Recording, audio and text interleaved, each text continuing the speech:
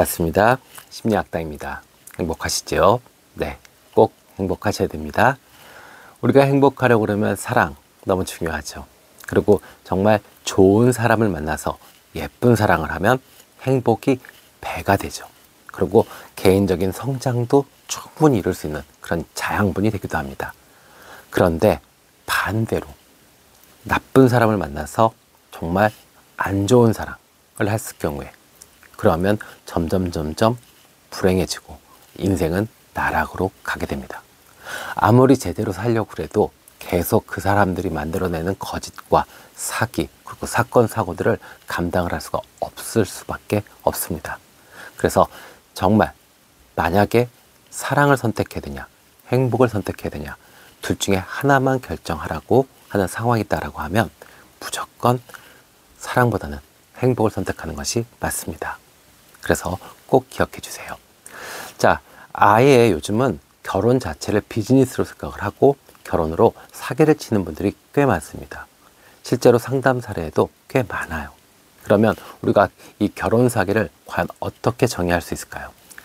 일단 기본적으로요, 정의 자체는 사람의 감정과 신뢰를 악용하여 금전적이거나 사회적 이득을 취하는 범죄라고 정의되어 있습니다.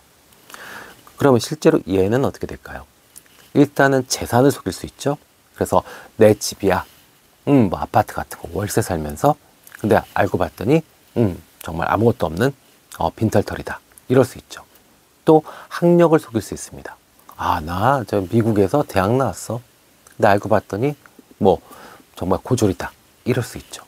또 직장이나 직업을 속일 수 있죠. 아, 내가 레지던트야, 의사야, 내가 외국계 보잉사 다녀.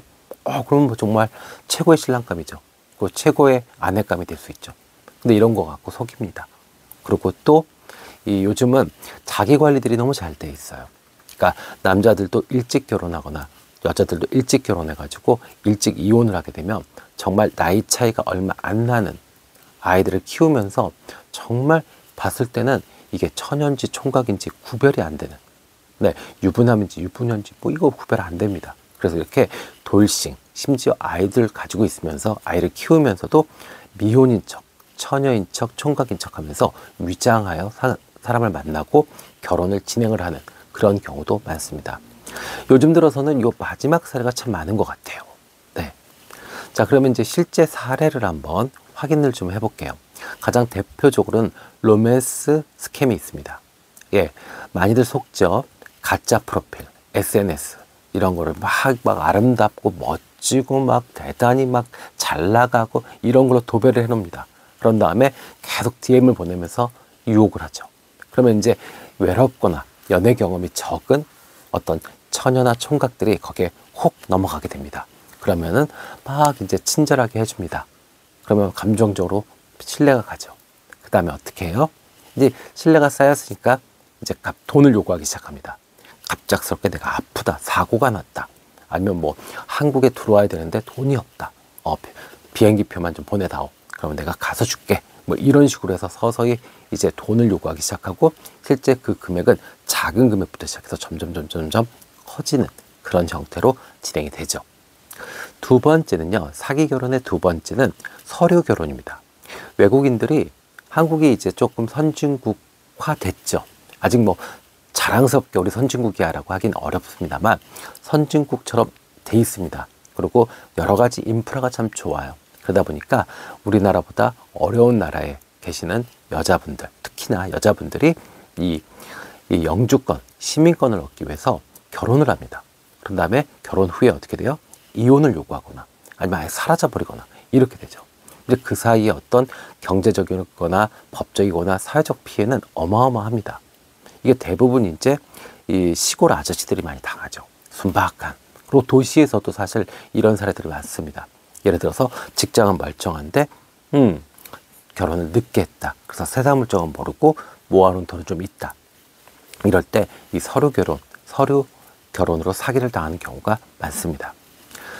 세 번째는요, 재혼 사기입니다. 평균 수명이 늘었어요. 그러다 보니까 사별이나 아니면 이혼 사례가 많죠. 그러면 돈 많은 아저씨, 돈 많은 할아버지들을 이 꽃뱀들이 타겟으로 잡고 결혼을 미끼로 이제 사기를 치게 됩니다. 그래서 이 실제로 이 모임 같은 데 있잖아요. 그러니까 누구나 봐도 여긴 좀 부자들만 다니는 모임이야. 뭐 라이언스 클럽 아니면 무슨 회장단 모임 이런데 가보면 아주 젊은 아가씨, 그러면서 아주 모던하고, 그리고 술도 잘 먹고 분위기도 잘 맞춰주는 아가씨들이 있어요. 그런 아가씨들이 거의 대부분 80%가 꽃뱀입니다. 그러면 이제 이런 친구들이 타겟을 잡죠. 빠꾸미들은 돈이 많은 할아버지라도 혼자 사셔도 아주 세상의 이치가 뻔하신, 잘 알고 계신 분들은 타겟이 아니에요. 근데 정말 이제 막 사별하거나 이제 막 이혼을 하고 돈은 좀 있고 외로워 보이고 이런 할아버지들 타겟으로 잡아서 이제 결혼 아니면 사랑 이런 거를 시작하죠. 그러면서 어떻게 돼요? 결혼을 하자마자 이혼을 요구하고 재산 분할을 요구하는 경우도 있고, 아니면은 결혼의 의무를 다하지 않고 친구들 만나서, 아니면 남자 만나서 해외여행을 간다든지, 아니면 돈만 받아 쓰고 오히려 막 더 집안을 엉망진창으로 만드는 거죠. 그 전에는 이 할아버지 혼자서 이렇게 생활하시면 또 별 불편함이 없었는데, 이제 가정주부도 집에 들이다 놓고, 그리고 계속 사치를 하게 되고 이럽니다. 그러면 이런 경우는 사실은 노후에 정말 괴로울 수밖에 없죠. 그래서 부유한 고령층의 노인들한테 이런 꽃뱀들이 많이 붙는다고 합니다. 강남에 꽤 많대요. 네. 그 다음에 네 번째는요, 경제적 학대입니다. 그러니까 이 자신이 일단 빚이 있는 거, 그러니까 어떤 채무가 있는 것을 알리지 않아요. 고지하지 않습니다. 그러고 난 다음에 배우자의 신뢰를 얻어요. 그러고 나서 자신의 빚을 갚거나, 아니면 처갓집, 자신의 어떤 본 가정, 원 가정에 돈을 계속 붙여주는 거죠. 그러면서 이 가정, 새로 꾸린 이 가정엔 자산이 아무것도 없습니다. 남편이 아무리 벌어들여도 돈은 한 푼도 없게 돼요. 이렇게 되는 경우들이 있죠. 이것이 경제적 학대가 됩니다. 또 더 큰 문제는요, 신용이 박살나요. 남편의 명의로, 아내의 명의로 계속 대출이 막히면 어떻게 돼요? 사채, 지인 간에 돈을 빌려 쓰고, 그 다음에 배째라. 그럼 나중에 보면 한 5년, 10년 살았는데 이 배우자가 빚을 진 게 나는 모르고 있는 빚이 한 10억, 20억 되는 경우도 꽤 많다고 합니다. 다섯 번째는요, 돌싱 사기입니다. 아까 이야기했죠? 요즘 자기 관리 잘해요. 그리고 겉으로는 멀쩡해 보입니다. 그리고 젊어요, 또. 이러면서 미혼인 척, 아니면 노총각, 노처녀인 척하고 다가옵니다. 이런 사람들은 또 어떠냐면 목적이 정확해요. 내 아이, 이 남자, 이 여자한테 떠맡기기 위해서, 또 나의 어떤 성적 욕구, 이것을 배출하기 위해서 정말 초기에 엄청나게 헌신적으로 굽니다. 그리고 너무 적극적입니다. 그래서 정말 상대는 녹아내립니다. 운명적인 사랑인가 보다. TV 프로그램에서도 돌싱분들 나와가지고 적극적으로 상대한테 하는 것들, 그런 프로그램도 보실 거예요. 그런 분들이 그런 욕구가 있습니다. 물론 이렇게 처음부터 개방을 하시고 그것을 이해해 줄 수 있는 사람을 찾는 것은 범죄도 아니고 아무 문제가 안 됩니다. 요즘 세상에 이혼, 3호는 어떻습니까? 결혼하고 3번 이혼하는 거 아무 문제 안 돼요. 중요한 건 이것을 기망한 거죠. 그 사람의 감정을 이용해서 자신의 어떤 상황을 정확하게 고지하지 않은 게 문제가 되는 겁니다. 그러면은 고스란히 그 피해를 받는 사람은 엄청난 피해를 보게 돼 있어요. 네. 그래서 실제로 이 돌싱 사기는 꽤 많습니다. 그래서 이 초반에 적극적으로 해가지고 결국 동거라든지 임신, 이래서 발목을 딱 잡게 됩니다. 그러고 난 다음에 밝혀지게 되죠. 어차피 이런 거짓말 오래 못 갑니다. 그리고 오래 가게 할 생각도 없었어요. 결혼, 동거, 임신 이렇게 해서 삶을 뒤섞어 놓은 다음에 빠지지 못하게, 이제 발 빼지 못하게 하는 게 그 사람들의 목적입니다. 그럼 그 다음엔 어떻게 돼요? 이러지도 저러지도 못하죠. 그래서 이 돌싱 사기는요, 요즘 많이 당합니다. 왜요? 너무너무 건강하고 너무너무 멀쩡해 보여요. 왜? 그러니까 의심의 여지가 없습니다. 그리고 또 이것을 당하는 사람들도 꽤 괜찮아요. 잘생기고 예쁘고 좋은 직장 다니고 능력 있어요. 왜? 그런 사람들이 내 아이를 맡아줘서 키울 수 있으니까요. 그래서 정말로 이렇게 뻔뻔하게 구는 분들 너무 많습니다. 그래서 사람 만날 때 조심하셔야 됩니다. 아예 사기가 있죠. 대놓고 사기요. 예, 국제결혼 사기입니다. 이거는 결혼 중개업체 이런 데가 끼죠. 그래서 어떻게 해요? 결혼 과정에서 계속 돈을 요구합니다. 마치 무슨 패키지 여행 가듯이. 그런 다음에 실제 결혼을 하려고 그러면 신부가 잠적하고, 그 다음에 또 내가 어떤 결격 사유가 있다라고 통보를 하게 됩니다. 그러면 그 돈 다 날리게 되는 거죠. 자, 그러면 우리 인간이 사실은 성이 됐다라고 하면 좋은 사람을 만나서 예쁜 사랑을 하고 또 편안하고 안정된 가정을 꾸리는 것이 당연한 욕구고 또 의무일 수도 있고 행복일 수도 있습니다. 그럼 우리가 이런 결혼 사기 안 당하려고 그러면 어떻게 해야 될까요? 자, 첫 번째는요, 신중한 만남입니다. 특히 온라인 이런 데서 만나지 마세요. 네. 그리고 좀 지인을 통해서 꾸준히 좀 지켜보세요. 최소한 3년, 5년, 뭐 중간중간에 많이 안 만나도 좋습니다. 어쨌든 간에 계절이 몇 번은 변해야 돼요. 그래야 그 사람의 진실을 다 알 수 있습니다. 링컨이 이야기했죠. 한 사람을 속이는 것은 쉽다. 그런데 많은 사람을 오랫동안 속이는 것은 어렵다라고 했습니다. 그러니까 우리가 그 사람을 속임을 당할 수 있어요. 근데 그것은 짧은 순간이지 긴 순간까지는 그 사람들이 우리한테 속일 수는 없습니다. 그러니까 연애의 호흡을 좀 길게, 그리고 가급적 온라인 만남은 피하시는 게 좋습니다. 그리고 또 하나 아주 중요합니다. 자신의 정보를 너무 많이 공개하지 마세요. 연애 초반에 내가 얼마를 벌고 막 뭐 허세 부리는 사람들 있잖아요.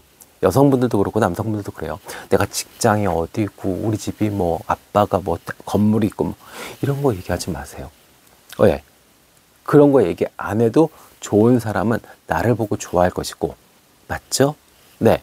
나쁜 사람만 그런 이야기에 혹해서 타겟이 되는 겁니다. 그래서 절대로 자신의 정보를 쉽게 노출하지 마세요.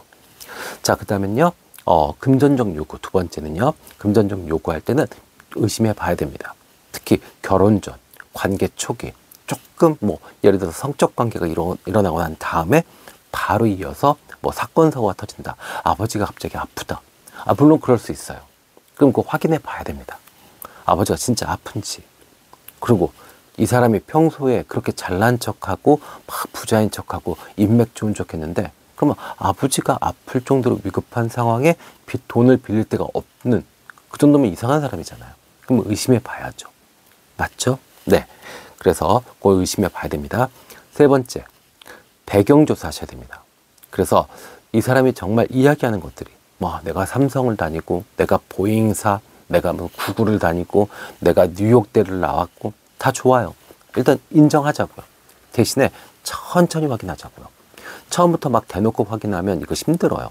사람 만나는 거 피로감이 너무 심해집니다. 그러지 마시고요. 아주 천천히.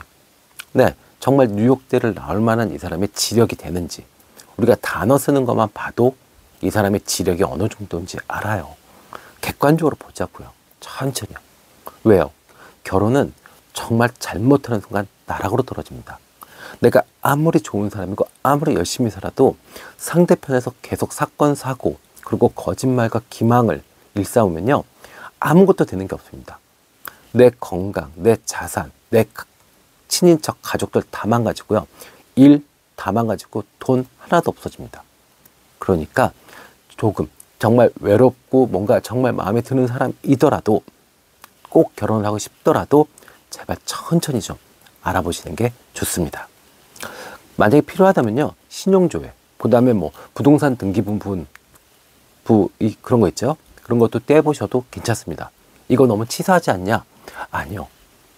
그 사람이 그렇게 이야기한 것이 진실인지, 그리고 만약에 의심스러웠다라면 그는 분명히 뭔가가 있기 때문에 의심스러운 거고 내가 그런 행동까지 하게 된 겁니다. 그러니까 그런 행동을 한 나를 자책할 것이 아니라 그렇게 의심을 하게 만든 그 사람이 문제인 거죠. 결혼은 실전입니다. 낭만적으로 접근할 일 아니에요. 특히 현대사회에서는요. 자, 그 다음에 만약에 문제가 생겼다. 그러면 혼자 끙끙거리지 마시고요. 결혼 전이든 결혼 후든 꼭 관계 청산을 위해서 법적 도움을 받으셔야 합니다. 아셨죠? 자, 그 다음에 5번째, 주변인과 상담 받으셔야 됩니다. 주변인과의 관계를 넓히세요. 예를 들어서 만남 초기다. 그러면 자꾸 사람들을 만나게 하세요. 그리고 주변 사람들의 평가를 들어보세요. 그러면 내가 콩깍지가 씌워서 정말 나한테만 잘하는 것뿐이지 타인이 봤을 때는 정말 이상하고 의심스럽고 정말 문제가 있는 사람이라는 것이 분명히 얘기가 나올 겁니다. 그러면 그 의견은 정말 수용하시고 결정을 좀 신중하게 하시는 게 좋죠. 자, 이 실제 상담 사례에서도 보면 결혼 사기에 대해서는 이 신뢰와 감정, 또 정, 사랑 이런 게 뒤섞였기 때문에 내가 피해를 당하고 있음에도 불구하고 이것을 사기라고 정확하게 인지를 못하세요. 난 내가 좋아서 그랬겠지. 또 정이 쌓였는데 어떡해. 애를 임신했는데 어떡해. 결혼을 했는데 어떡해. 벌써 다 모든 사람들한테 알렸는데 어떡해. 그것을 노리고 사기를 치는 겁니다. 자, 만약에 사기라고 판명이 됐을 때는요, 빠르고 그리고 아주 정확하게 냉정하게 결별 수순을 밟으셔야 합니다. 그렇지 않으면 내 인생 자체가 완전히 나락으로 가고 지옥문은 열리게 됩니다. 내가 잘하면 이 사람이 바뀔까? 아니요. 그 사람은 원래 그런 사람입니다. 한 번 사기치는 사람이 계속 사기칩니다. 그리고 사기꾼은 자기가 사기치는지 몰라요. 그냥 이 사기와 자기 자신이 혼연일체가 됐습니다. 그러니까 무엇도 진실이 없어요. 물론 내가 돈 많이 갖다 주고 내가 매일매일 사랑해주고 이러면 그 야생성, 그 악마성이 줄어들 수는 있습니다. 그러나 인생이 언제나 내가 정말 최고의 퍼포먼스로 한 달에 몇 천만 원씩 갖다 주고 정말 매일매일 같이 들러붙어 가지고 매일매일 백화점 가고 매일매일 해외여행 가고 그럴 수는 없잖아요. 그죠? 그렇다면 분명히 문제가 생깁니다. 그렇기 때문에 만약에 지금 만나고 있는 분이 아니면 결혼 생활을 하고 있는 분이 이렇게 결혼 사기를 했다라고 하면 빠르고 정확하고 냉정하게 정리하시는 것을 추천드립니다. 만약에 아이가 있다. 그래서 아이 때문에 이러지도 저러지도 못한다. 그러시면 아이가 성인이 될 때까지 아니면 아이가 알아들을 수 있을 때까지 그 날짜를 정하십시오. 그리고 그때까지만 결혼생활을 유지하시고 그 이후에는 정리하실 것을 추천드립니다. 이 사기꾼과 결혼생활은요, 할 수가 없습니다. 아셨죠? 네, 꼭 행복하시기를 기원합니다. 주말 잘 보내시고요. 월요일 날 더 좋은 내용으로 찾아뵙겠습니다. 감사합니다.